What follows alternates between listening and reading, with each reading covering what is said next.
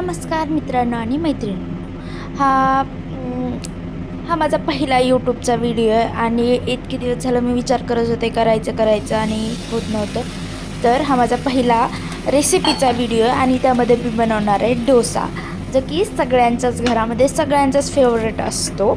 आणि हा असं पण साऊथ इंडियन डिश आहे, पण तरीही महाराष्ट्रामध्ये तो सगळ्यात जास्त खाल्ला जातो. तर डोसा बनवण्यासाठी काही टिप्स आणि ट्रिक्स आहेत जेणेकरून तुमचा डोसा चिटकणार नाही तव्याला किंवा मोडणार नाही. तुम्ही पहिला जरी डोसा बनवला तरी पण तो एकदम क्रिस्पी आणि एकदम छान बनेल चवीला. पण एकदा नक्की ट्राय करून बघा. डोसा बनवण्यासाठी मी पहिल्यांदा तव्यावर थोडंसं तेल लावून ते सगळीकडे पसरवून घेतले आणि नंतर पाणी टाकायचं आणि ते पुसून स्वच्छ करायचं, जेणेकरून डोसा एकदम क्रिस्पी बनेल.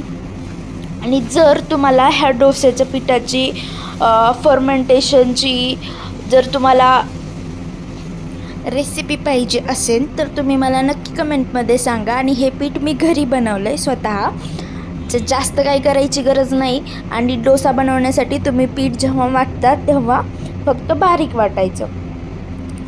तर डोसा आपण टाकला, तुम्ही छानपैकी पसरवून घेतला आणि आपण नॉर्मल जशी बटाट्याची भाजी बनवतो तसाच मी ह्या भाजीचा मसाला वगैरे तयार करून डोशावरची भाजी बनवली. आणि आज आपण चीज डोसा बनवणार आहोत. कधी कधी नवीन काहीतरी ट्राय करायला पाहिजे.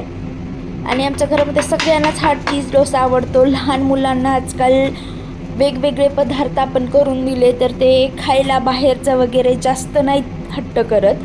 तर तुम्ही जेव्हा चीज वापरताल तेव्हा स्पेशली क्यूब चीज वापरा, जेणेकरून त्याची टेस्ट इन्हॅन्स होईल. आणि जर तुम्ही दुसरं चीज वापरलं, स्लाईसवाला जर तुम्ही चीज वापरलं तर ते पटकन सगळीकडं पसरत नाही आणि त्याची चव पण मला ह्या चीजपेक्षा वेगळी लागते. क्यूबवाल्या चीजची टेस्ट छान लागते. जे आपल्या घरामध्ये छोटीवाली किसणी असते, तुम्ही त्या किसणीनं खिसूनही घेऊ शकतात किंवा त्या क्यूबचे छोटे छोटे पीसेस जरी टाकले तरी चालतील.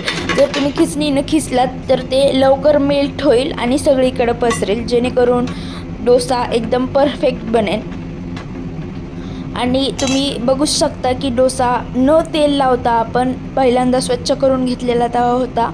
तर किती क्रिस्पी झाला आहे डोसा, एकदम पटकन निघतो, खाली चिटकत नाही वगैरे. तुम्ही एकदा ट्राय करून बघा, ही रेसिपी खूप छान आहे. आजकाल डोसा बाहेर पण भेटतो, पण ते पीठ वगैरे आधीचंच किंवा असे पण वेगवेगळे आजकाल ब्रँड्स आहेत जे की पीठ वगैरे आधीच त्यांचं असतं. पण सगळ्यात जास्त चांगलं आपण घरी बनवलेलं ठीक आहे, जे की लहान मुलांना आवडतं. तुम्ही बघू शकताय डोसा किती छान झाला आहे. आणि तुम्ही thanks for watching. Subscribe to my channel.